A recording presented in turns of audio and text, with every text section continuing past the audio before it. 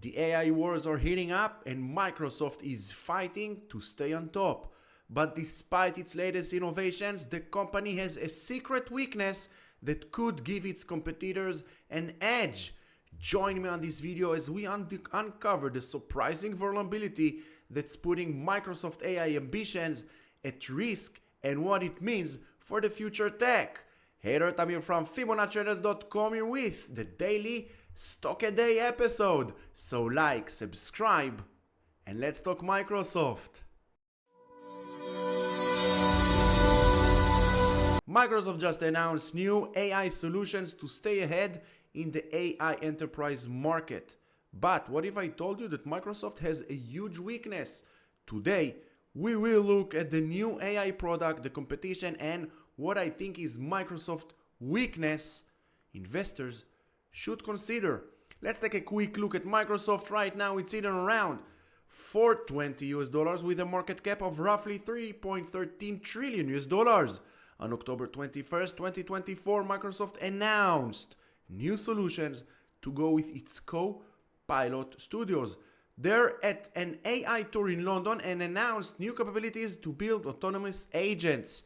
These agents are AI agents that understand the nature of your work and act on your behalf, providing support across business roles, teams, and functions. These agents are expected to be digital workers that can do certain tasks. For example, Pets at Home created autonomous agents to compile cases for skilled human review, which could drive a 7-figure annual savings. Another client, McKinsey & Company, is creating AI agent to speed up the client onboarding process. The pilot showed lead times that could be reduced by 90% and administrative work reduced by 30%. NVIDIA works with DOI to deploy digital AI agents for the healthcare market. Before a visit to the hospital for surgical procedure, patients often have plenty of questions and can be nervous. To help minimize these pre-surgery jitters, NVIDIA and DOI are developing AI agents using NVIDIA AI to bring the next generation of digital frontline teammates to patients before they even step foot inside the hospital.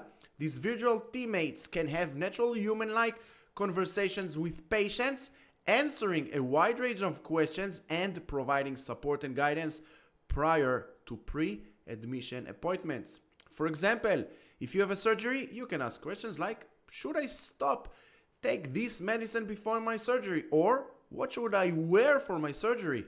AI agents are available 24/7, so if you have jitters the night before, you can go back and ask these questions over and over again. We can see how agents or autonomous agents are being used in various industries around the world. Microsoft tells us to join them during their Microsoft Ignite 2024 to experience the public preview for these autonomous agents and discover how they can empower your overall organization. Microsoft has a great partnership and investments in OpenAI, so they can use their models. Copilot Studio agents use the latest models, including the OpenAI 01 series. I think it's going to increase the need for computational power, which is why Microsoft is going to be a big buyer of NVIDIA's solutions. Now imagine if all these AI agents are going to be using the 01 series, which needs a lot of inferencing computational power. The need for NVIDIA chips and AI chips is pretty high. We can also see why Microsoft and maybe OpenAI are developing their own semiconductor solutions. Right now, the AI market is still very computational, limited.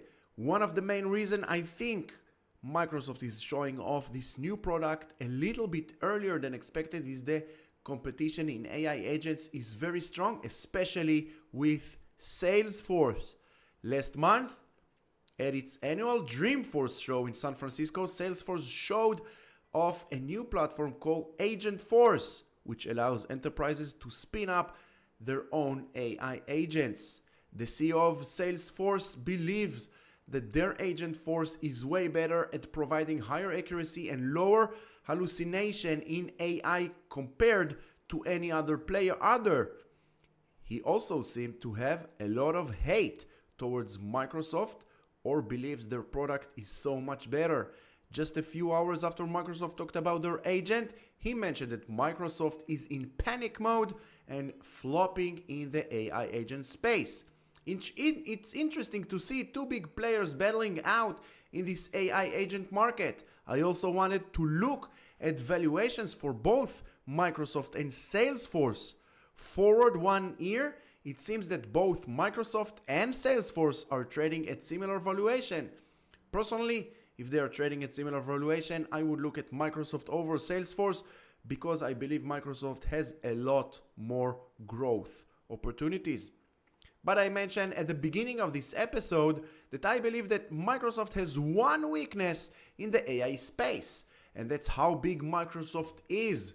I want to give you an example, and you might be saying, Tamir, why is it bad that you're such a big company?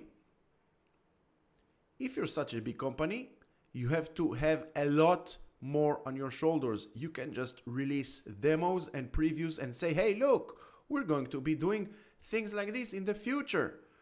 But if you're a smaller company, I believe you are able to release demo versions and maybe not perfected versions and be okay because you don't have that huge reputation to uphold.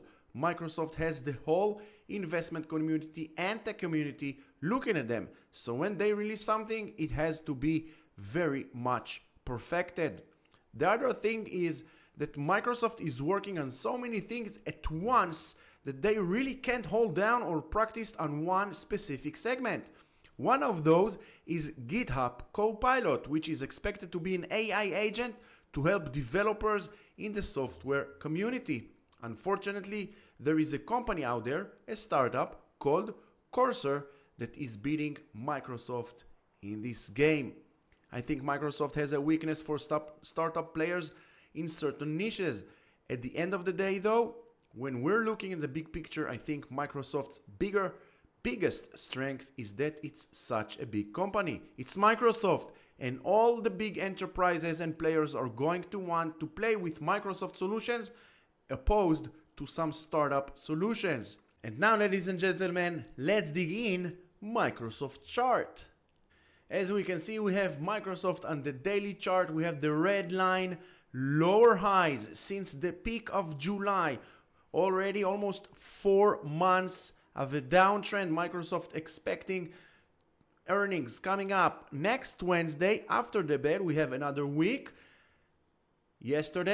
Tuesday, October 22nd. As you can see, Microsoft went all the way up and got rejected by a Fibonacci area of resistance, and with this red trend line breaking up and above, and we can certainly say with the highest probability that we officially entered this uptrend all the way, maybe after earnings 452 and 470. If you're already long on Microsoft, all you need to do is manage your risk, because as we all know, the only thing we have full control of in trading is risk management. Always protect the downside. And as for now, according to the FTI, your risk management should be at the 417. So once again, thank you very much for watching this video. I do hope you find it helpful and educational.